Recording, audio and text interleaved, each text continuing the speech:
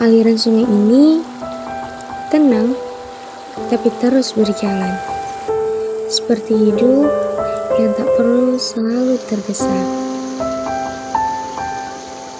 Gemercik air mengajarkan kita bahwa diam pun bisa jadi bahasa.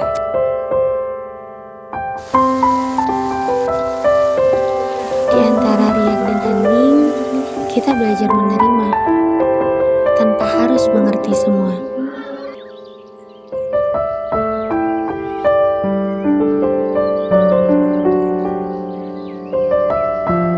Melepaskan bukan selalu tentang kehilangan, tapi tentang memberi ruang agar damai bisa selalu datang.